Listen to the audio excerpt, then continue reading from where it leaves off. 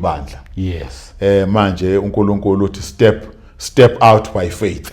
Yebo. Phumani ngokukholwa, ayisaphuma ngokukholwa. Ngimethulela isigqoko unkosikazi uNkulunkulu angipha yena. Sesilingo ke manje. Hey lezi sihamba sivela lezi lingo lezi asipheli. Into ebalulekile ukuthi ngivese into ebalulekile ukuthi ukulalela uNkulunkulu. Yes. Kunomvuzo kunokulalela abantu. Ukulalela uNkulunkulu. Swaziland lapho babe responder abantu ngendlela emangalisayo. I-open air. Abanye bephakamisa izandla besemabhasini. Hayibo. Kuyagcwala ke lapha angazi uhambe njengoba ngikhona la ku multiracial. Yeah. Ngagcina ngidiscover ukuthi uNkulunkulu kukhona ugcobo futhi alibekile lokuthi ngikhulekela amabhizinisi. Ngiyodedicate amasimu ke manje. Yebo. Amasimu ke manje.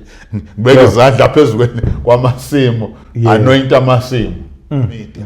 Ukuthi asinqobe, asingavumi ukunqotshwa. Yes. Asingavumi omubi asinqobe.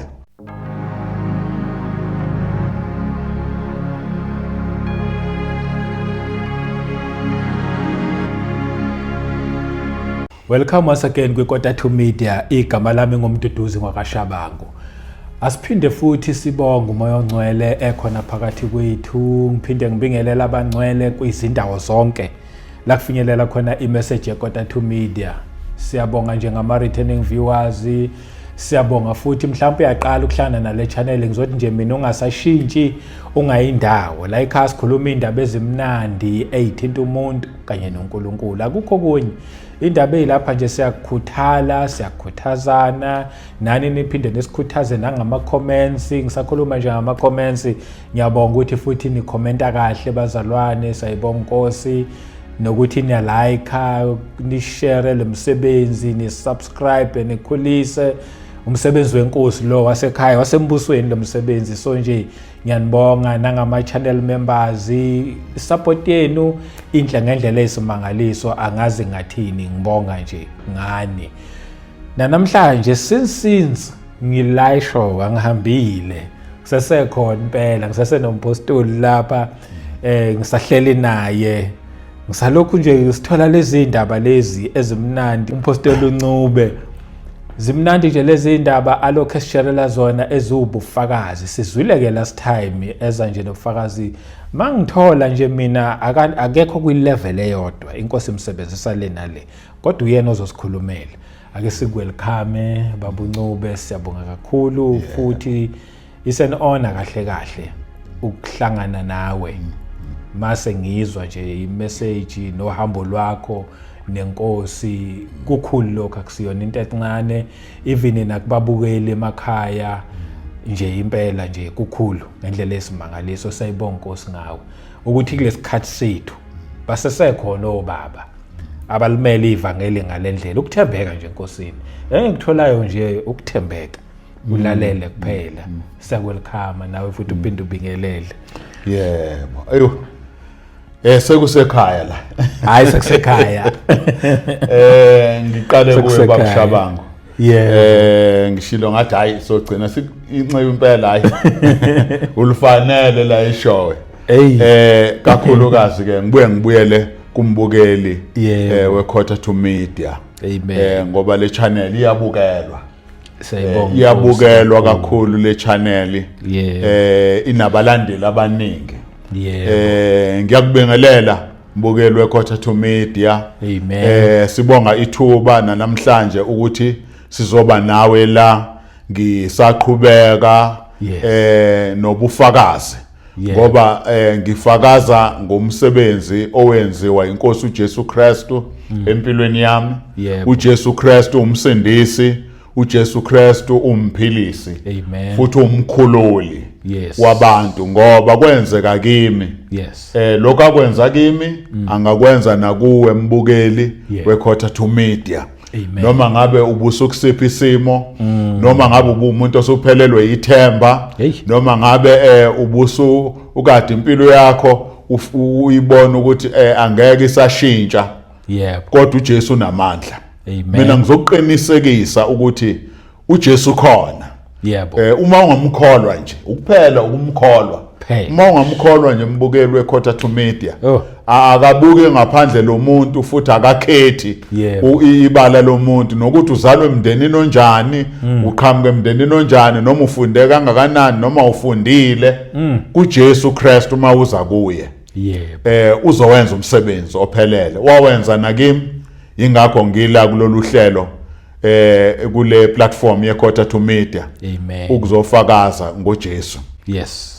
Kakhulukazi sekungena nobizo sekungena nohambo noNkulunkulu obizweni ukuthi nobiziwe oyinceku kaNkulunkulu noma ngabe uyinceku esencane usanda kufika ensimini mina ngizokuqinisekisa ukuthi uNkulunkulu uzohamba nawe. Amen. Mhlambe kungenzeka ukuthi khona abagxekayo abathi lento yenzayo ngeke iphumelele noma mhlambe ngeke ufike ndawo. Mina ngizokuqinisekisa ukuthi mawubheke kuNkulunkulu mangabe nje uzomethemba uNkulunkulu futhi ulalele into akutshela yona uNkulunkulu ungachezuki kuloko okutshelwa uNkulunkulu uNkulunkulu uzokurewada uNkulunkulu uzoyibonakalisa kuwe uNkulunkulu uzobathulisa nabo abangumsindo abamelanayo nobizo obizwe ngoba kukhona abamelanayo nobizo obizwe ngalo kube khona nje abazomelana nokubizwa kwakho wena qhubeka endleleni kaNkulunkulu enza lokhu uNkulunkulu athe kwenza phela nje ma wenza lokhu uNkulunkulu athe kwenze ngiyakuqinisekisa ukuthi ngeke uyisole. Amen. Ngeke uze uyisole. Yebo. Ngakho ke angihlehlele emuva babushabango ngokudlula. Yebo. Abalaleli ababukeli boQuarter to Media sebeyibonile indaba yobufakazi bohambo lwami noNkulunkulu ngiloko kulesi sigaba esiphuma kusona esisanda kudlula kusona siyaqhubeka ke namhlanje siqhubekela phambili bese ngila kule ndaba ukuthi ke ngisahamba noNkulunkulu sigcine ngiphakathi kwemultiracial phakathi kwemultiracial kakhulukazi kwabomdabu baseNdiya. Yebo. Hayi ke kufika ke u2009 maku 2009 kuyinyanga kaOctober izwi liphinde lifike kimi ngigcine lapho ngokudlula ngenzela ukuthi umbukeli obukele manje mhlambe ngimthathe la sigcine khona ngokudlula. Yebo impela. Kufika ku2009 October likhulume izwi kimi ukuthi cha manje phuma ekuphatheni ibandla. Amen. Phuma ekuphatheni ibandla. Okay. Ngilizwe izwi likaNkulunkulu. Likhuluma nje kumnandi siqhubeka kahle. Akunalutho okusolisayo. Akunalutho okusolisayo. Ngoba kufanele uqaphele futhi uyihlole inhliziyo yakho mbukeli weQuarter to Media ukuthi ungahambe endaweni ngoba kuse kukhona okubi. Noma mhlawumbe usohanjiswa ukuthi hayi lana angisayizweli. Engathi ungazowaphinde lawo ngathi azabaluleka. Yes, kubalulekile lokho. Yebo. Ukuyihlola inhliziyo yakho ungabi nancana muntu. Yes. Hayi ke u2009 ke khuluma ke izwi ukuthi phuma ke manje kweluseni. Hayi ngihlanganisa amadoda ebandla ngithi kubo uNkulunkulu uthi angiphume manje ukuze ngiphumele imission full time outreach. Lapho ke ngizokwazi ukuthi umsebenzi ube in a bigger scale. Umsebenzi ngikwazi ukureacha nezinye indawo ebengakwazi ukuyireacha mange lusile. Kufanele nginike isikhathi kakhulu kwi-mission outreach. Angisho ukuthi outreach ayenzeki mawelusile futhi ngifuna ukucacisa nalapho angisho ukuthi ayenzeki mawelusile iyenzeka ngoba usukureacha imphefumulo kodwa ngibona ukuthi uNkulunkulu yena wayesengingenisa kwenye iphase yokuthi angibe ku full time mission outreach. Ngakwamukela ikomiti lebandla ngakwethula kulo kahle cha ngicela ukunikeza inotice yokuthi ngoDisemba ka2009 ngizobe ngigcina la ebandleni.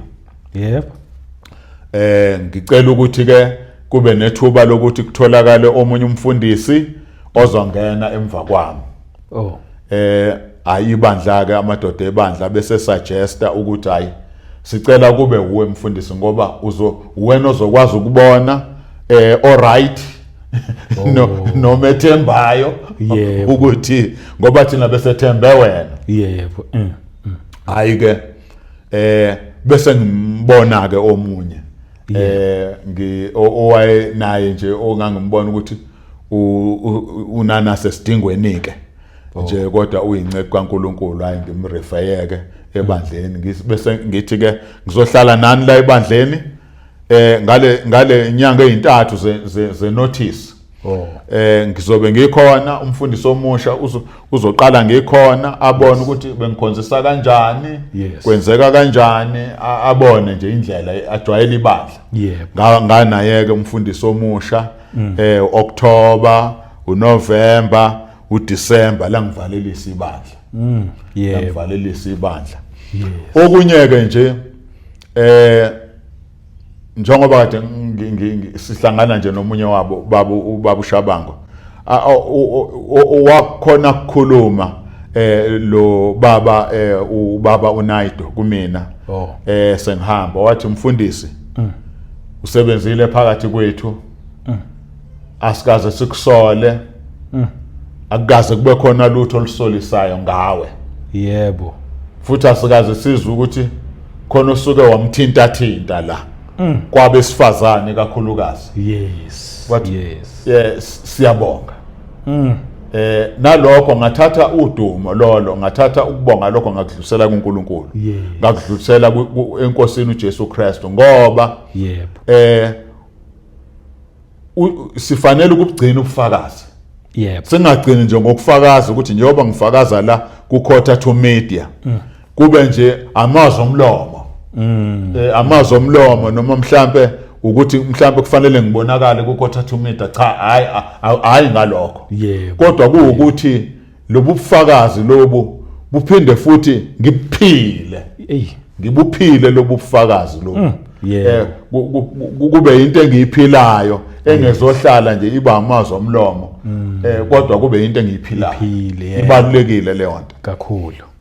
Hayi ke ibandla ke lingikhululeke. Lingikhululeke ibandla. Hayi lingivalelise kodwa nje kubhlungu phela. Bese kuyifamily ukuhlukana khomnandi. Ukuhlukana akubi mnandi ngoba nawe nje mawusuhamba baba akuzoba mnandi. Mhlawumbe ngeduze kwami la. Uqinisile. Kodwa ke siyazi ukuthi umsebenzi wenkosi kusabalele. uNkulunkulu uyasichanela.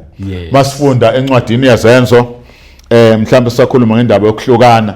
Ngifuna ukuhamba ngihambe nomlaleli wekhotha to media. Ngibuye ngilifunde iBhayibheli lapha nalapha. Ngimcaphunele ezwini likaNkulunkulu. Masikhuluma ngendaba yokuhlukana kodwa ngokomsebenzi kaNkulunkulu. Sihlukaniswa ukuthi siya emsebenzini kaNkulunkulu. Angikhulumi mina ngalokho ukuhlukana ukuthi abazalwane bayahlukana ngoba becabene, bahlukaniswa ukucabana. Omunye sethi hayi nami sengiyahamba ngiyale nami sengenza okwami cha. Angikhulumi ngalokho mbukeli wekhotha to media. Ngikhuluma mina ngokuhlukana nihlukaniswa uNkulunkulu ngoba kufanele kufezeke intando kaNkulunkulu, inkonzo kaNkulunkulu. Ake silalele nje incwadi yasenzo. Mhlambe ilona lizwi lelesigwinyamathe ngalo nombukeli wekhotha to media. Lithi ke izwi kaNkulunkulu isenzo 13 sifunde nje kusukela kuverse 1 kuze kugcine kuverse 3. Lithi ke kwakukhona Antiochia ebandleni. Ngiyayithanda le ndaba yebandla ngoba nami ngikhuluma nje ukuthi bengiluse ibandla. Ebandleni la khona abaprofeti nabafundisi oBarnaba noSimeon othiwa uNigeri noLukiyu waseKurene noMananeyi yeni owayondliwe kanye noHerodi umTetrarchy noSawule kwathi bekhonza. Ngiyayithanda lento ukuthi kwathi bekhonza. Yebo. Ngoba mayikhonzwa uNkulunkulu ngenhliziyo ephelele. Yebo. Akakwazi ukungazambuli. Akakwazi ukungayibonakali, akakwazi ukungakhulumi. Yes. Lapho ekhonzwa khona. Yebo. Akufanele sikhonze uNkulunkulu baba umfundisi ukuthuleka nje ukuthi cwala. Sibe sithi sikhonze uNkulunkulu, asikhonze phela uBhali. Yes. Sikhonze uNkulunkulu mbukeli wekhotha to media. Sikhonze uNkulunkulu okhulumayo. Yebo. Sikhonze uNkulunkulu onikeza instruction. Yes. Sikhonze uNkulunkulu onikeza guidance. Ibandla ligayida lihole. Amen. Lithi ke izwi kaNkulunkulu babekhonza. Yebo. Inkosi bezila umoya ongcwele, babezila ukudla babekhonza bezila. Umoya ongcwele wathi ngahlukaniseleni. Nanso ke indaba eyenziwa uNkulunkulu. Kusho uNkulunkulu. Yes. Akusuki kubona. Yep. Futhi hayi ukuthi ngoba bexabene. Kodwa uNkulunkulu uthi ngahlukaniseleni uBarnaba noSawule. Yini kumele bahlukaniselwe uBarnaba noSawule ukuba baye emsebenzini engibabizele wona. Amen. uNkulunkulu wangihlukanisa kanjalo engikhipha ethi ake uphume la kwipastoral la ekweluseni ngikuhlukanisela manje imishini ezokwazi ukuthi ukukhulule ukusebenzisana namabandla nanoma yiliphi ibandla nanoma yiphi denomination la mina ngikuvulela khona umnyango noma lapho bekumema khona ukwazi ukuthi kube lula ukufinyelela futhi nasekhambiseni ke ivangeli ngeindlela eziningi nangama open air nangama outreach ngezindlela eziningi. Yebo. Kuthiwa ke khona bezila ukudla bakhuleka bababeka izandla babeka izandla phezukwabo babamukisa. Yes. Uyambona umuntu ohamba nesibusiso? Oh. Hamba kahle. Uyambona umuntu ohamba nesibusiso kuthiwa lo mzalwane sikhuluma isibusiso kuye. Yebo. La iyakhona uNkulunkulu asebenze. Amen. Ungahambi ushaya icapha. Kuthiwa lo mzalwane waphuma la ebandleni eshaya icapha. Akukona okaNkulunkulu lokho. Yebo. Mbukelwe ekhotha to media. Amen. OkaNkulunkulu ukuthi hamba kahle. Hamba nesibusiso. uNkulunkulu akafeza inkonzo yakho. Futhi okunye kufanele suqapheleke baba umfundisi uShabangu ilokho ukuthi uma uNkulunkulu ekhuluma ebiza umzalwane noma ebiza loyo ambizayo. Yes. Asingami endleleni yalokho. Amen. Mase kuthestiwe kwahlolwa ukuthi kuvela kuNkulunkulu ngempela. Yep. Ngoba nakho kufanele kuhlolwe ukuthi kungavele kuthiwa hayi ngoba usethe kanti mhlambe ubengezwanga uNkulunkulu izwi lesitha. Yes. Kuhlola ukuthi ikona lokhu uNkulunkulu umbizile. Yes. Siyabona ukuthi uyisibusiso la ebandleni. Yes. Kodwa futhi asingambambike bese simbopha simkinatela ukuthi hayi akahlalelana mahamba sizosala nobani noma inkonzo yakhe izokwenziwa ubani. uNkulunkulu uyazi nangu uNkulunkulu ekhuluma la kubazalwane behlangene eJerusalem. Yebo. La encwadini yezenzo 13 ngihlukaniseleni usho uNkulunkulu. Yebo. Nangempela bakhululeka babakhulule. Yebo. Ukuthi abayimsebenzini uNkulunkulu ababizele wona. Kungaze kufanele ukuthi kusebenze yabona iforce yokuthi hayi noma bengangikhululike ngoba uNkulunkulu ukhulumile ngiyahamba akusekuhle lokho. Kanti futhi hayi ukuthi akukuhle kulohamba kuphela nathi simbambile simkenatelayo akukho right. Yebo. Akulungile kufanele simkhulekele simdedele. Amen. Ayokwenza inkonzo uNkulunkulu ambizele ngoba nalapho uyokwenza inkonzo. Yes. Yebo nale ikhasi ibandla sikhonza kahle kumnandi. Ngeke sikuphike kubhlungu kona ukuhlukana. Kodwa futhi makuyicebo likaNkulunkulu kufanele sikwamukele simnikeze isibusiso. Amen. Alright. Now ke manje sekuJanuary ke. Yep. Angithi ke uJanuary ngigcine ebandleni ngoDisemba. Yes. uJanuary noma umfundisi asazi ke ukuthi ke manje kuzokwenza kanjani ngoba phela lapha besuthola umnikelo siselusile ukuthi phela seluse ibandla. Yes. Manje uNkulunkulu uthi step out by faith. Yebo. Phumani ngokukholwa, hayi saphuma ngokukholwa. Ngimethulela isigqoko unkosikazi uNkulunkulu angipha yena baba umfundisi uShabango ngoba akakazama endleleni yokubizwa kwami uNkulunkulu. Buka lezi indlela sihamba uNkulunkulu echange shopping and change. Sisusa la sihlalisa la esisusa la. Akaza dineke endleleni. Akakaze kube khona la emakhona. Sole futhi. Endleleni ukuthi hayi manje ngeke noma sole. Ebunzimeni la nalapho ke sase silahlekelwe khona izinto kodwa wama nami. Wama nami wathi kwawuyena ongiqinisayo wathi awungayiyeki inkonzo. Washo njalo wathi ungayiyeki inkonzo kaNkulunkulu. Ngoba isimo sike sibe nzima. Kodwa elocation njalo ethi ungayiyeki inkonzo kaNkulunkulu. Kuthi nje ngithi siyabonga mama kakhulu. Engathi nabanye omama bangafunda la kuwena ukusupporta umsebenzi wenkosi. Siyabonga impela. Kuhle lokho. Yebo. Yebo baba. Kakhulu baba ngiyambonga unkosikazi uNkulunkulu angipha yena. Yebo. Wayazi ukuthi uNkulunkulu nango okuyena ozofitha la. Yebo. Ngaleyo ndlela hayi ke January kungene ama calls. Angithi uNkulunkulu uthe angiphume ekweluseni. Yebo. Ngiphumele outreach full time. Yebo. Kwakukhona ke omunye umfundisi owayengazi umkhaladi. Abese ethi mfundisi wayesehambileke esesegoli. Wayeke waba khona la endaweni yaseShowe. Athi kimina mfundisi afone elegoli ngizwile ukuthi uphumile eBaptist la kade weluse khona ibandla. Yep. La eGoli kunebandla lakithi. Ngiyayazi qualification yakho li multiracial. Athi likhulu. Lisanda ukhanjelwa umfundisi. Manje ngokuzwa ukuthi wena ugcinile lapha eBaptist. Yep. Futhi ngiyazi ukuthi nesidingo naso. Ngibona ukuthi angithinte wena. Yes. Ngenxa yokukwazi ngikubonile ngilapha eShowe ngakubona uShumayela. Ngithe kwi-elder amalungeni ebandla. Yes. Kumalunga ebandla ukhona wena. Futhi wathi uma ufika la ungavuma nje sizothumela itruck isuke eGoli ikulanda.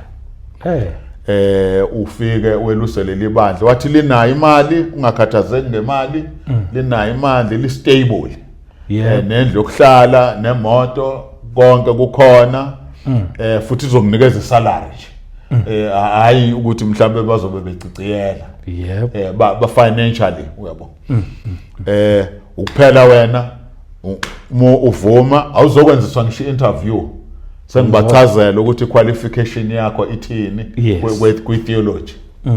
Hayi ke na sesilingo ke manje. Lezi sihamba sivela lezi lingo lezi asipheli. Nale before sike zathi ukuvela nazi futhi. Na sesilingo ke manje. Uzothi isilingo noma umbukelo wequarter meter uzothi awusho kanjani ukuthi isilingo. Ngisho ngoba phela uNkulunkulu uthe ake ngiphume kweluseni. Manje lesi silingo sifuna ukungibuyisela back to ekweluseni. Ekweluseni. Kodwa manje namadlelo ahlaza. Yabona manje sekunamadlelo sekube khona ediwe ngaphezulu. Sekunamadlelo ahlaza impela. Hayi mina nonkosi ngitshela unkosikazi ngithi uyazi ukuthini naye indaba la. Kodwa umoya ingcwele uyenqaba kumina. Uthi noma kunamadlelo ahlaza no wena ngikubizela ukuthi phuma la. Ngikubizela ukuthi hamba full time la ku mission outreach. Yes. Hayi nonkosikazi avumelane nami athi hayi asilalele uNkulunkulu. Yebo. Asingabuki ukuthi sizobenefitani la. Asingabuki ukuthi sizozuzana la oliqondene nathi. Asingayicabangeli thina. Asibuki ukuthi asilalele uNkulunkulu. kuzosiza ngani ukuyicabangela thina bese sicabana noNkulunkulu hey bakithi yebo hayi sidecline ke leyo lokhuzana kodwa kube buhlungu nakumfundisi ngale awu bese eyitshela ukuthi hayi impela ngizosukumela phezulu yebo futhi yonke into ikahle futhi bakwethembile ihlelekile futhi nje angisezokwenza ngisho interview uzongena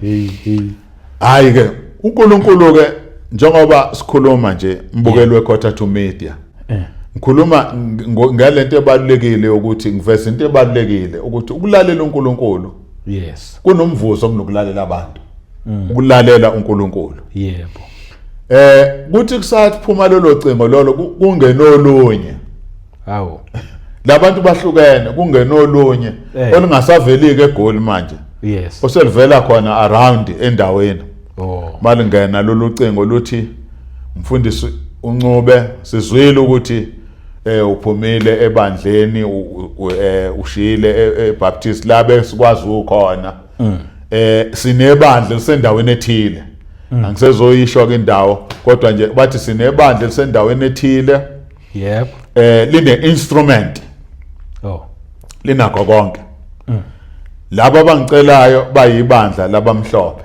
kodwa banebandla elisendaweni zabantu abamnyama la benze outreach khona bese bethi ke hayi kusho ukuthi siyakudinga la sikudingela ukuthi uyolusalele abandla thina sizobe sesihoxa sishiyele kuwena masishiyela kuwena kodwa khumbula ukuthi ke thina njengoba sila sizokusupport sizokusupport uma ungavuma wena ukuya lapha uyophatha leli abandla yep ungakhathazeki ukuthi linomnikelo ongakanani isupport yakho uzoyithola la kuthina lapha sekuyi top up nje yokuthi uya top up hey yep hayi ngibuke ngithi mina hayi nansi indaba bo eyokuqala ifikile sathi hayi siyabonga siyaxolisa nalena esibili futhi ifike ngithi mina cha ngeke zombili lezi indawo zamadlelo ahlaza impela nje futhi kakhulu zamadlelo ahlaza amahle futhi lamadlelo kodwa manje indaba enkulu ukuthi uNkulunkulu utheni kumina nansi into enkulu ukuthi kuthiweni kumina yebo noma ngizolalela abantu noma ngizolalela uNkulunkulu yes hayi ke ngixolise nalapho hayi kabi futhi angibasoli nabo babe nginikeza amathuba angibasoli kodwa kwakuya ngokuthi kufanele ngixolise ngoba ngifanele ngilalele uNkulunkulu ukuthi uNkulunkulu utheni kumina yes uthe angishiye lapha ngeke kade angishiye lapha kanti ngizojikela ngalemva kwendle ngibuyele khona futhi hayi akusikho yebo hayi akucacile saqhubeka ke ngenza ke i-outreach ke u2009 qhubeka ne-outreach uyenza ngahlobo kanjani sengishumayela eindaweni ngiyaqhubeka nomsakazo gcina ekuqala umsakazo ngiyaqhubeka nokushumayela emsakazweni ngase ngiyake naseindaweni la kusetshenzwa khona kwathi ukwanda manje yathi ukwanda outreach khumbula futhi ngikhona lapha esibhedlela eclinic kwakayeke futhi ya lapha na ukukhulekela laba abagulayo yes ya ngikhona nalapha ngiyaqhubeka ngibuye ngihambe ngithathe isonto lonke ngiyokwenza open air eSwazini kwaManzini sengi-extendile manje ngithi angisaphethe ibandla sengiyakwazi ukuhamba isonto lonke yebo ngiyokwenza open air kwaManzini eSwaziland lapho babe responda abantu ngendlela emangalisayo i-open air abanye bephakamisa izandla besemabhasini hayi bo kuyagcwala ke lapha angazi noma bedlula ngebhasi ya ebhasini sebegibela sebehamba sebehamba bephakamisa izandla bephakamisa izandla abanye phansi kubuye ukuthi ngibona i-open air siba sikhulekiseke i-sinners prayer yes indawo yakwaManzini ke irank yakhona ihlala iphithizela kuyagcwala kakhulu Kagcwala kakhulu ucishe kufane kuphithizele njengasendaweni yaseMthatha naseMthatha indawo idolobha elinabantu abaningi. Nabantu abaningi. Ngeza ama open air khona ngibuye futhi ngithathwe yibo abazalwane labo bomdabu baseNdiya ngithi ngisenobudlelwane nabo angiphumanga phela kabi ushawa icapha emva kwami ayivalwanga icapha emva kwami basangimema futhi nabo lapha nalapha ngama Sundays ukuthi ngamanye ama Sundays ngiye lapha Sunday futhi ngiye lapha ukubasiza akusho ukuthi ngoba ngaphuma nje kwabe sekuvalwa emva kwami hayi sesivalile masakufunda ukubona cha yebo ukuthi kuselapho ngithi ngishumayela kwenye indawo ukuthola ukuthi manje le moto ekade le moto ekwanikelwa ngayithenga ibisiqala ngibona ukuthi iyakhathala manje khathala kwayo angithi ngiyahamba ngiyatravela kakhulu kakhulukazi ngomsakazo indawo zomsakazo ziyangitravelisa ngibona ukuthi iyakhathala manje siqala ukungihlupha ukuyimaintaina sekunzima futhi ngithi ngiyoshumayela kwenye indawo la kusetshenzwa khona ngifike khona umphathi wakhona hayi siyabona le moto iyakuhlupha thatha nansi iveni kuyayixazululeka inkinga njalo ngangithatha le veni le ngisebenzisa yona bayakweleka noma hayi bathi nje isebenzise nje isebenzise nje sikunikeza yona yebo hayi ngibona uNkulunkulu ukuthi hawu laphana ngiyeka amadlelo ahlaza ngayeka lokho nalokho uNkulunkulu kanti ubeqonda ukuthi ngilalele yena nakho manje futhi se provider hayi ngisebenzeke lapho ngakwazi nokuhamba amabanga amade ngiyofika nako Eastern Cape ngifika nako Eastern Cape ngihamba indawo ezikude ke manje iveni iyaphila ke manje iyaphila manje ngambonga uNkulunkulu ukuthi uNkulunkulu mayikubizile ohambweni noNkulunkulu futhi uhamba naye uNkulunkulu ekuhola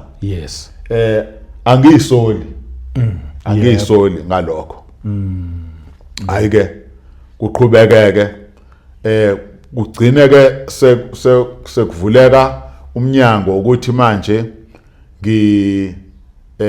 kubazalwane abamhlophe angithi iqala kade ku abomdabu baseNdiya kakhulu kwavuleka iminyango ngapha kwabamhlophe kwenye indawo nje ngangihamba ngifunela umfana wami indawo yokuhlala eRichards Bay mangise Richards Bay sihamba sifuna indawo yokuhlala eyofunda eRich Tech mayofunda endaweni ekuthiwa kuseRich Tech kufuna lathola indawo yokuhlala bese ke ngingena kwenye indawo kanti isonto ngithole ubaba wakhona kanti ungumfundisi lo baba hayi abese ethi hayi kulungile ngizokhuluma nenye imember yebandla ukhona ongasangisiza ongasabe nendawo ukuthi undodana wena akwazi ukuhlala nabo hayi nangampela kuqale kanjalo ke ayithola indawo kuyithola kwakhe indawo indodana lapho kusho ukuthi angibuzeke manje lo mfundisi omhlophe wena umthetho wakho uyini ngimchazela ukuthi hayi mina ngumfundisi okusempeleni ngihlala eShowe la ngihlala khona hayi ke sihlukane kanjalo ke kanti ngizothi sengihambile a-enquiry ngami la eShowe afonele elinye ibandla labamhlophe elila eShowe engikwi-ministers fraternal yabo ngoba njengoba sila edolobheni khona i-ministers fraternal yala edolobheni khona i-ministers fraternal yangaphandle ey'ndaweni enjengakomlalazi khona neodamasa maningi inhlangano zabefundisi kodwa kusho ukuthi ngoba mina bengivele ngipastorisha ku-multiracial ngase ngingena ngaphansi kwale kwe-ministers fraternal eyi-multiracial yabo kwazenzekela kwazenzekela ukuthi ngingene ngaphansi kwayo hayi ke afonele ilona ke kanti lo uchairman wethu ku Ministers Fraternal abuza ukuthi lo mfundisi uPastor Soren So Ncube nimazi kanjani lapha eShowe ufikile la ukwafika la nima umuntu onjani hayi lo uchairman wethu ke hayi amnikezeke hayi amnikeze lokho kuyikona a very good report i-report engiyithole kule genge epakisa imoto la a good one amnikezeke ukuthi hayi la eShowe simazi kanje kanje kanti ngalobo bufakazi sebungivulela ukuthi le abandla lise Richards Bay bangimeme ngiyoshumayela kulona awunangempela ngizo sengithola isimemo lapha laba abatholela undodana indawo yokuhlala lelo bandla ngifike khona ngishumayele i-majority of abamhlophe ngishumayeleke khona ke kuphinde futhi kuthi khona la ebandleni la eShowe leli chairman wethu weMinisters Fraternal athi nayi nathi sizokudinga la ngisengiyamenywa lapha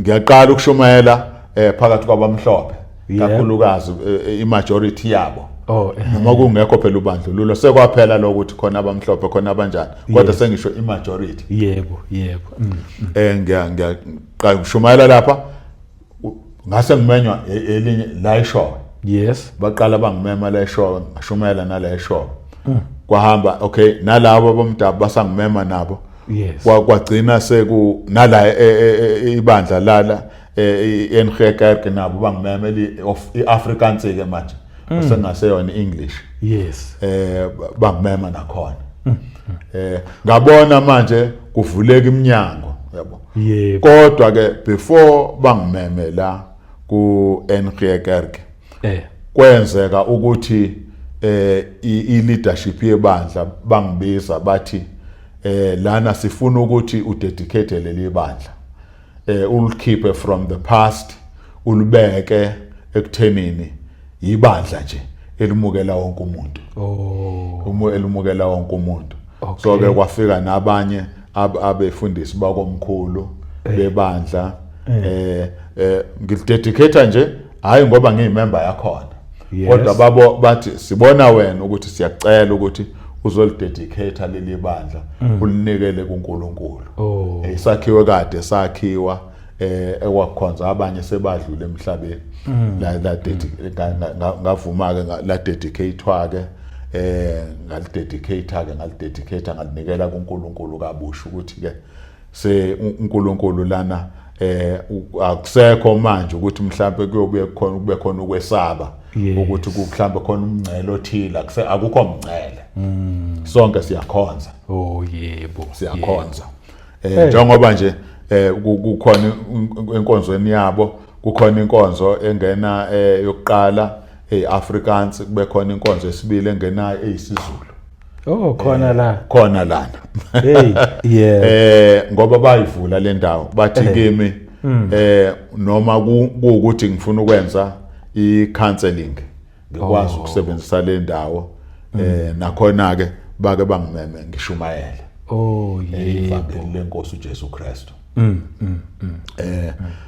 sikhuluma mbukeli weKhotha to Media ngohambo noNkulunkulu ukuthi uNkulunkulu uthembeke kangakanani uNkulunkulu uthembeke uma uhamba naye umlalela hayi ke kuyaqhubeka ke yavuleka ke iminyango kwathi emabandleni abamnyama elinye ibandla ngeke ngilisho igama lalo ngoba ibandla elidumile lensindiso futhi elaziwayo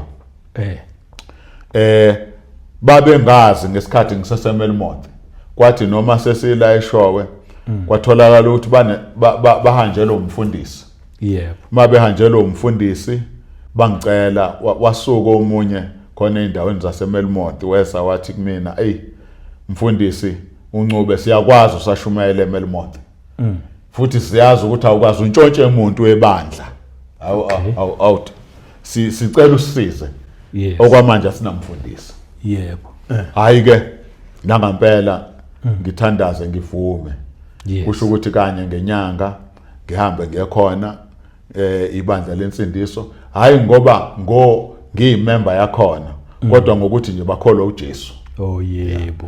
Futhi lokho engikwenzayo phakathi kwabo angikwenzeli igama lami futhi angikwenzeli ukuthi abaphume bashintshe igama lebandla labo balandele mina. Yebo.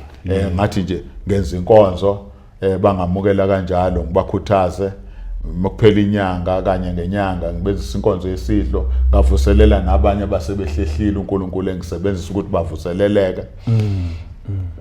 Kwaba iminyaka emihlanu ngikwenza nje lokho eceleni as part of outreach.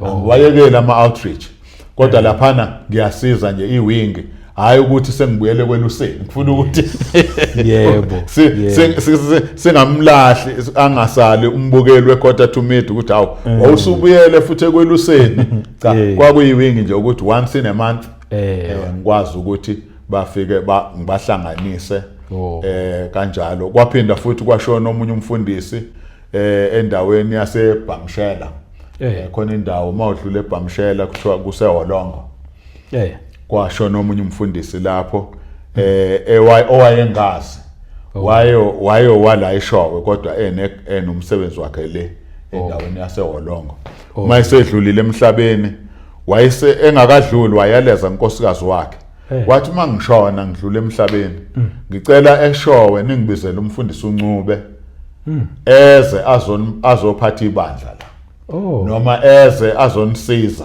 wabeka kanjalo kusempeleni wathi eza ngoba wayengazi ukuthi ngenza outreach wathi nimcela azonisiza yes awunangampela mesedlulile emhlabeni ngangikhona emgcobweni wakhe kuthi ukudlula isikhashana inyanga nezimbalwa bafone nkosikazi wakhe athi ubaba wayeyalezile ukuthi mangabe esedlulile emhlabeni ofika oqala nje negama lebandla lapho ngangingalazi ngaqala ngabasiza nje nakhona once in a month ngiqhubeke neoutreach engiqhubeka nayo ngiyekubona kanye ngenyanga sikhonze nje ngingalazi nekwathi ukuhamba kwesikhathi sekuneminyakana ngithi kubona konje neyibandla leni ngoba ikakhulukazi emqondweni wami akukho kakhulu ukuthi nginako ukuthi bayibandla leni nginako ukuthi babantwana bakaNkulunkulu yebo akonakela ukuthi babe negama lebandla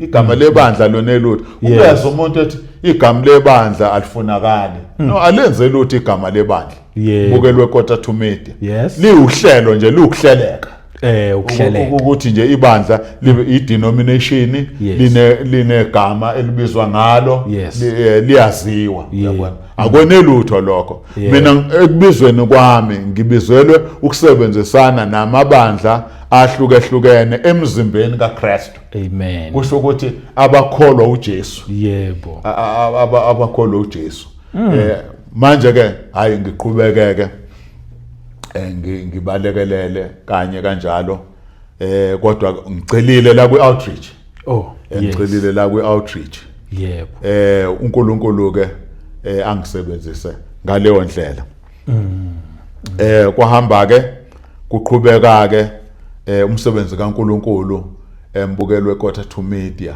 ngisho ukuthi uNkulunkulu uhamba indlela yakhe ekufundisa endleleni yakhe ukuthi kumele wenze njani obizweni kumele umlalele uNkulunkulu kakhulu umlalelo ungagcina usuthi hayi mina ngigcina uNkulunkulu ethi angenza ukuthi mayeseshintsha uNkulunkulu esethi hayi ake wenze lokhu manje ebese uba likhona ukwenza lokho yebo kwaqhubeka ke kuhambe njengoba ngikhona la ku multiracial ngagcina ngidiscover ukuthi uNkulunkulu kukhona ugcobo futhi alibekile lokuthi ngikhulekela amabhizinisi amabhizinisi nako engangingakwazi kodwa ngabona uNkulunkulu esekwenza ngabona uNkulunkulu esekwenza ukuthi likhulekele ibhizinisi ngimbona uNkulunkulu uphendula lo mkhuleko ongangokuthi nokwa dedicate amabhizinisi ulidedicate uhlukanisela uNkulunkulu ebese uNkulunkulu ethatha offer kulelo business. Yes. Njengokuthi nje kwake kwabakhona isomiso eBloemfontein.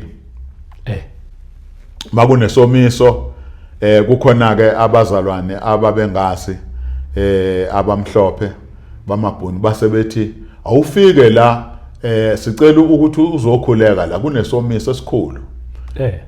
Amaplaza ethu sizolahlekelwa imali enkulu. Uma ngenxa lesisomiso esikhona sicela uzokhuleka uwadedicate. Kwangaqalanga ke lapho ngangiqale kuma business amanye akhona angekho kude. Base bengirefer nalapha. Yeah. Nalapho ukuthi hayi angeze umfundisi azokhuleka ngaya khona ngafika ngabona isomiso umbila ubona uthi phansi okwakutshaliwe ama hectares. Yabona ngangidriver ngisuka kuleli khona mhlambe ngihambe 10 kilometers ngifike ngidedicate leli khona leli ngibuye ngiyojika kulela khona ngidedicate lapha ngidedicate lapha ngithandaza ngibheke phezulu ngikhuleka emasimini. Enye into leyo futhi engangiyiqala kwe-experience ukukhulekela amasimo.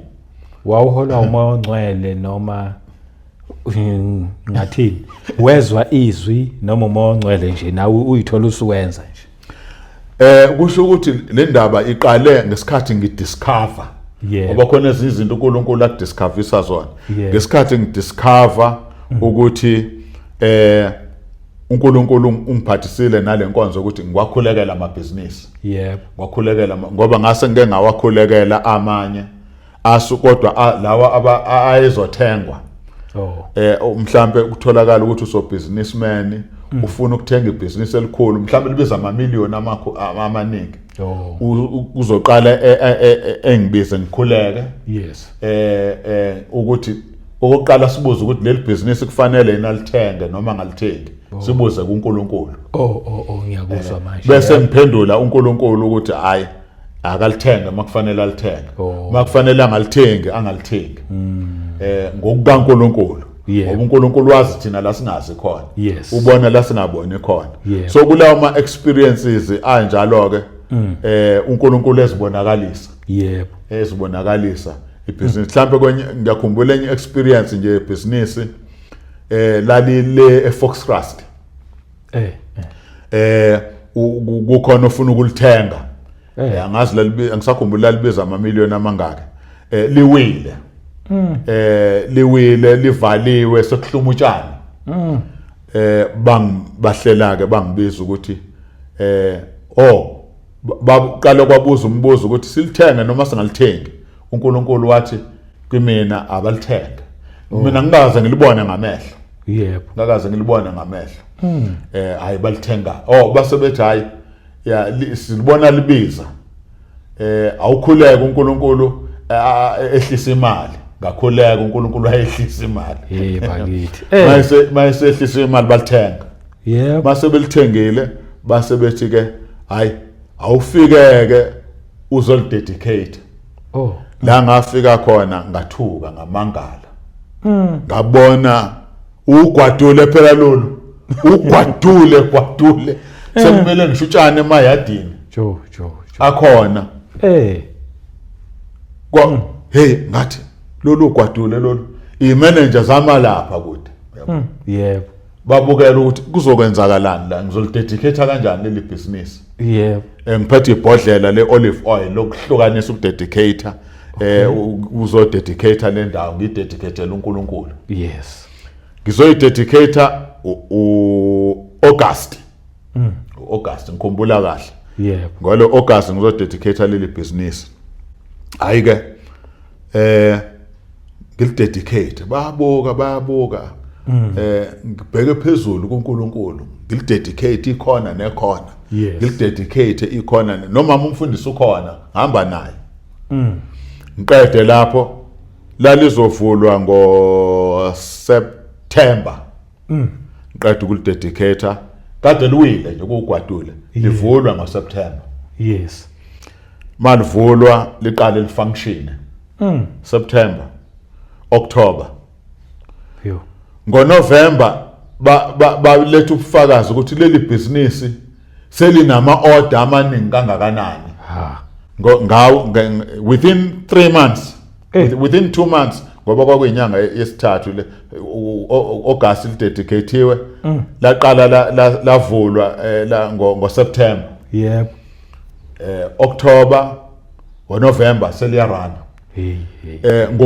kuzo kwi-festive season kwafunakala ukuthi kuthunyelwe ama-truck ayolekelela ngendlela ama-order amaningi ngayo kulela business ekade lidedicate ngaleyo ndlela ngiyalena nje eLokhuzeni eFree State ngiyodedicate amasimu ke manje amasimu ke manje ngibeke izandla phezulu kwamasimu anoint amasimu kodwa ngathi ngibuya khona eFree State emva kwa 3 days yani imvula kade kuyisomiso yani imvula isivuno abasithola ngalonyaka bathi sadlula okujwayelekile sengifakaza ke baba umfundisi uShabango nombukelo weKota 2 Media ukuthi uNkulunkulu uyayenza imisebenzi emangalisayo kakhulu akusiyo into le evezwa amandla omuntu ngoba ngifuna ahlukanise umbukeli weKota 2 Media bengishumayela kwenye indawo khona udokotela engike ngishumayele ngase surgery yakhe ngoba ngiyangena nasendlini zodokotela ngithi einsukwini nje ngithi mina okusempeleni kwabuya nje kimi ngathi okusempeleni akekho umfundisi okufanele uthi lo mfundisi unamandla amandla waphiwa ubani uJesu amandla kaMoya Ingcwele hayi kabi ngisho kabi kodwa ngisho ukuthi lento ifuna singayithathi sibhekise kuthina ifuna sibhekise kulo sipha amandla yingakho umpostoli uPaul le ndaba lencwadi engike ngafakaza ngayo kwabaseFilipi 4:13 mayethi nginamandla okukwenza konke ngaye uyabona usho ukuthi lamandla lawo abantu mabebona enza izinto akuona wakhe kodwa avela kuKristu Jesu avela kuMoya Ingcwele amen ngaya nase PE Port Elizabeth kuneplaza elidayisa ngeinkomo ezincane no elikhulisa amankonyane elidayisa elikhulisa amankonyane inkomo ezincane kuthengwa kusekuncane lokho kusokusancelisa ubisi bayayithenga bayikhulise kulelo plaza lelo kwatholakala ukuthi lezi inkomo ziyafa ngenye indlela seberana ibusiness at a loss bangibiza ke ngaya nga driver ngaya khona uma ngifika khona hayi ngifike ngikhatheleke indawo ende ngilale ngithi kuNkulunkulu baba ngicela ukuzi excuse ngicela ukhulume kahle nami ekseni ngikhathele bona ngizolizwa kahle iphimbo lakho angazi noma ku right lokho kodwa nje ukuthi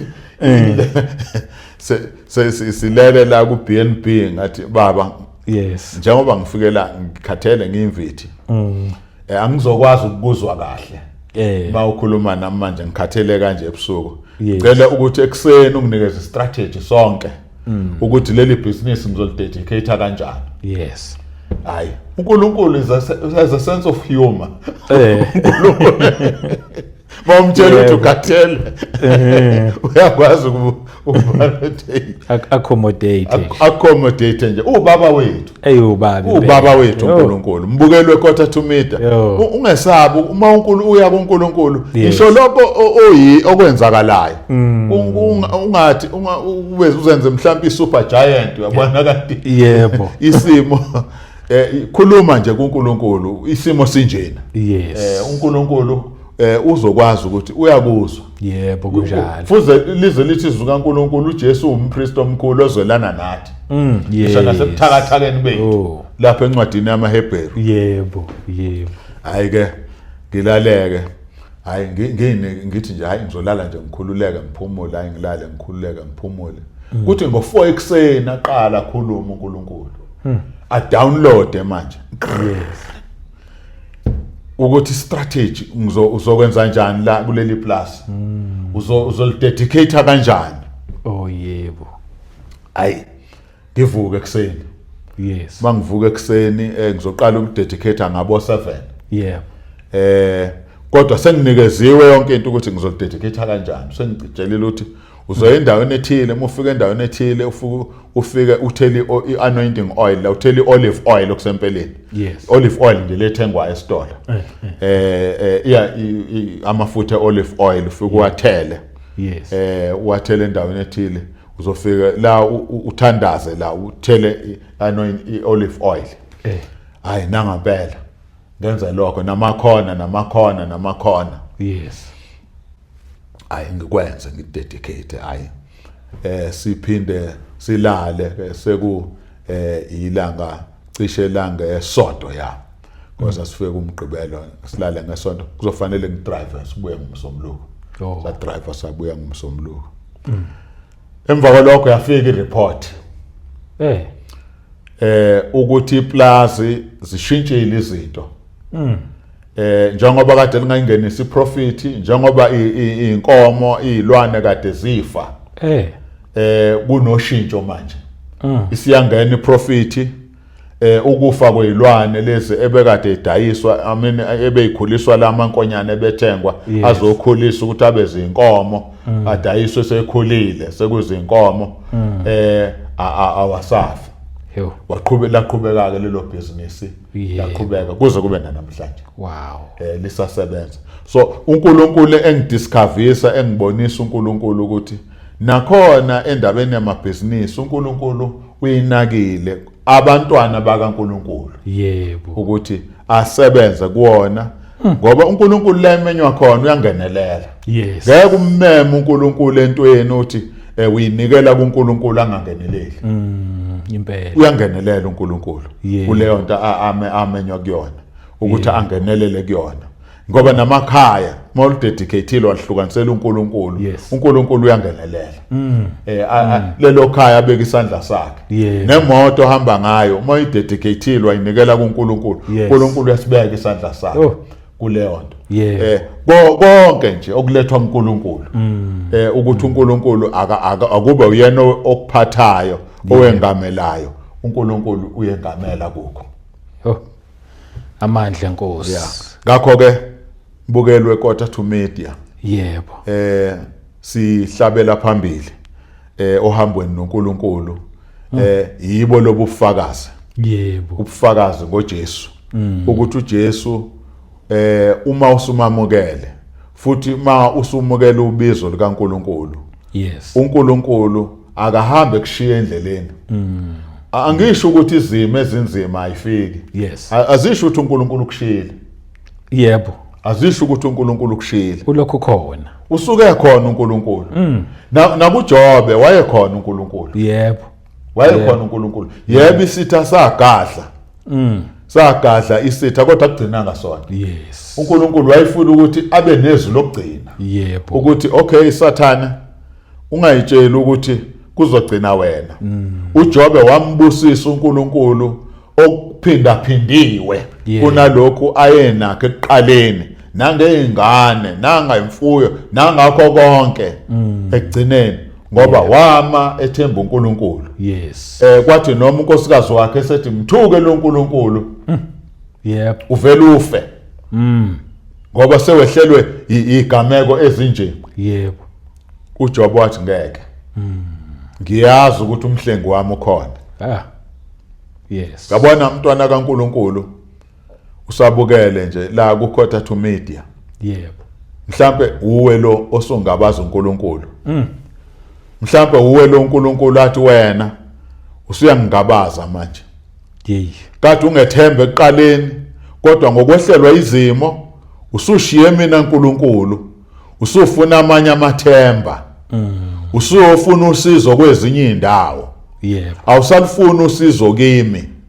uDavide athi ngiphakamisela amehlo ami entabeni usizo lwami luvelaphi na usizo lwami luvela kuJehova owenzile izulu nomhlaba bukelwe Kota2 Media ungavumi ukusuka endaweni yakho khona izwe lithi uma umoya ombuso ukuvukela ungayishiyi indawo yakho wena oshumayela ivangeli ungalishiyi ubizo ngenxa yesimo odlula kusona ungasuki lapho endaweni yakho qhubeka noNkulunkulu uzombona uNkulunkulu uzoyiveza uzozambula kuwe uNkulunkulu kuthi ake ngiluleke nje ukuthi ngempela uNkulunkulu ukhona uzungamngabazi noma umoya uphambana nawe kodwa uNkulunkulu ukhona sizodlula isiphepho sizodlula isimo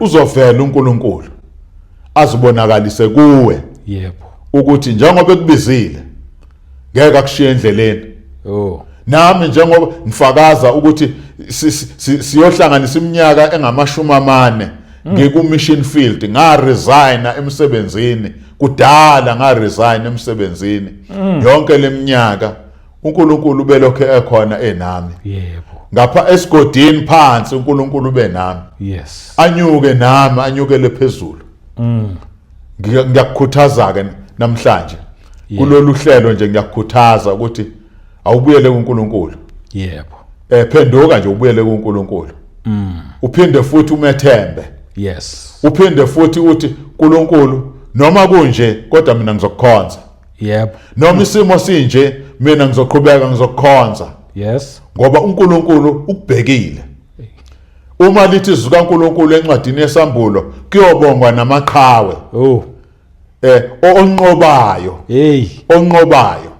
ngoba sibizelwe ukunqoba baba umfundisi uShabanga ukuthi izimo sezimelana nathi sibe ngabanqobayo mkhulu umvuzo esibekelwe wona uNkulunkulu kukhulu asibekele kona mbukelwe Kota2 Media ukuthi asinqobe asingavumi ukunqotshwa asingavumi omubi asinqobe ngifuna ukuthi ngisakhuluma kanje ngifakaza ngamandla asegameni lika Jesu ukuthi mawunikezwe igama lika Jesu linamandla igama lika Jesu ngiyakhumbula ngo2008 kuyabuya nje kimi ukuthi ngangiyoshumayela emsakazweni ngithi ngisayoshumayela emsakazweni kuvuka ukudinwa kimi kuvuka ukumcasukela uSathane ngavela ngamthukuthelela uSathane ngathi namhlanje emsakazweni ngiyodalula uSathane ngiyomdalula ubunqunu bakhe ngiyomchaya ngiyomambula ukuthi abantu bamazi ukuthi uSathane unjani nemsebenzi yakhe injani lapho ngangihlezi ngihlela isifundo ngichaza amagama kaSathane aze aba u19 ukuthi igama lelinye lika Sathane lisho ukuthini futhi lenzani mayibizwa kanje makuthi udevil wenzani makuthi uSathane wenzani wonke amagama kaSathane ahlukehlukene makuthi umqambi mangu usuke enzani makuthi idragon usuke eqhamuka ngaliphi ngakuphi ngayiphi indlela yokuhlasela mbukeli weKota2 Media ngamchaya uSathane ngangena emsakazweni ngizwe ukuthi ngimthukuthelele uSathane ngoba kufanele simthukuthelele uSathane ungabathukutheleli abantu ngamchaya ngamnqonisa ngamhambisa nqunu uSathane ngaphuma lapho kulowo msakazo ngizoqhubekela komunye nakhona futhi ngisayomchaya futhi nakhona kanti uzothukuthela naye afuna ukuzogadla ngathi ngiphuma estation somsakazo ngezwe ukuthi nasi sitha siyagadla ngezwe ngathi ngiphelelwa amandla ngakhuleka ngathi ngizoqhubeka wathi ufaka umcabango engqondweni yami ukuthi hayi njengoba uzwa isimo sakho sinje enyameni ungabusaya phambili kulomunye umsakazo ngathi Sathane uqambushilo ilanga yakho na ke lapho ngashaya imoto ngaqhubeka ngaya kulomunye umsakazo ngafika ntambama ko 3 othongathi ku Good News umsakazo Good News mangifika khona kulomsakazo uba nendawo ke ukuthi uhlale uyakwazi ukulala uvuka ungena estation ngakusasa mawufika namhlanje hayi basanginekezela lo kamelo ngingene ngithi ayi ngiyeza ukuthi ngithanda ukukhathala kancane ngithi ake ngicambalale nje ngilale ngibheke phezulu hayi ngithi ngisacambalele kanjalo engathi ukuthi nilelele ubuthongo engathi mabuthi nilelele angikakazumeki ukuthi sengizumekile ngubona umnyango uvuleka engathi ngubona nje ngubona ngisephusheni ngubona umnyango uvuleka angene uSathane angene hamba entweni babushabango esentweni engathi yifu kodwa ngiyalibona ikhanda lakhe ngiyabona amehla abovu nokuthukuthela kwakhe ngiyabona ubuso kancane noba bungavelile baphelela indlela oyithukuthele ngayo ezakimi ezekima ngithi ngilele ngithi afike angibambe angicindezele engathi ungicindezela phansi wena wabona abantu be-wrestling uyabona abantu be-wrestling omunye mayesewe phansi omunye amcindezele wafika kanjalo phezu kwami wafika isiqu sakhe manje wafika wathi uma ingicindezela ngabuza kuNkulunkulu ngathi ngenze njani wathi uJesu biza igama lami ngithe ngisathi ngizolibiza igama likaJesu wagquma uSathane ngathi ngilibiza wayophuma ngomnyango ngiqonda ukuthi mbukelwe Kota to Media mkhulu ongakithi kunosezweni uSathane akanamandla okuhlula igama likaJesu mangabe sizolikholwa futhi ulibize igama likaJesu mawulibiza ngokukholwa wabaleka ngingakalibizi ngisathi ngizolibiza ngalibize siyophuma ngomnyango ngoba igama likaJesu linamandla kuthiwa yilo elinikeziwe ebantwini igama likaJesu ngiyafisa ukuthi ngiyifunde ngoba angazi isikhathi sethu sekusele into engakanani kodwa ngiyafisa ukumfundela umlaleli mhlambe sovala ngayo sivale nje ngezwi likaNkulunkulu kuKota to Media umbukeli esabukele ngezwi likaNkulunkulu lapha kwabaseFilipi kwabaseFilipi 2 lapho lithi izwi likaNkulunkulu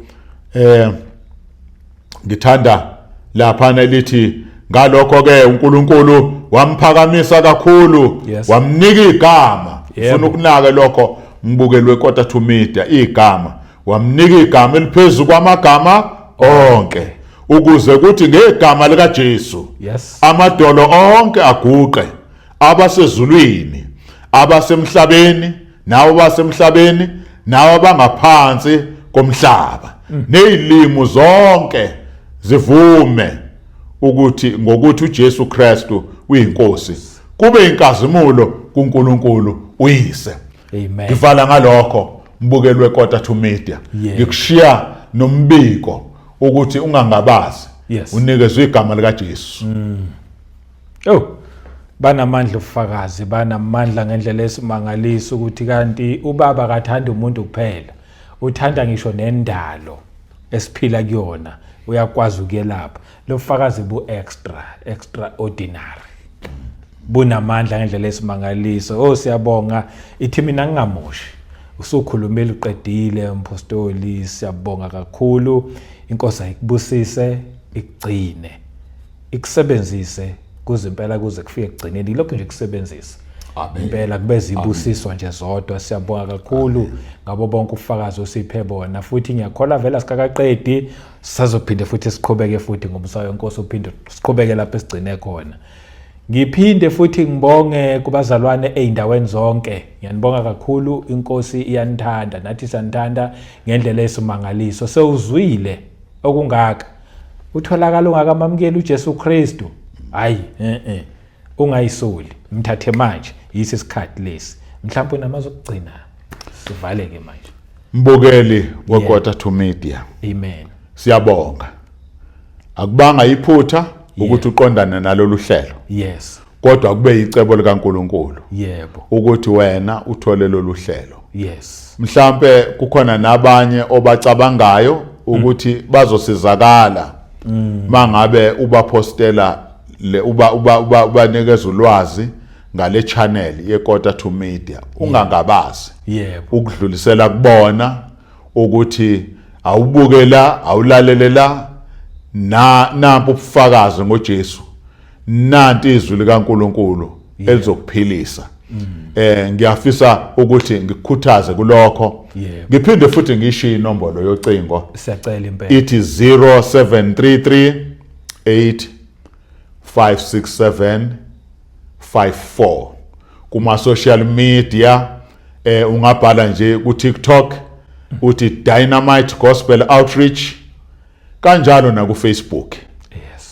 Uzoyibona inkonzo noma ke ziwulimi lwesingisi ngenxa yokumenywa kulabo abakhuluma ulimi olunjalo okwamanje imultiracial ngokolimo ohlanganisa abantu ukuthi sithi multiracial hlangane zonke izinhlanga ngaleyo ndlela ngiqonda ukuthi kuwe qhubeka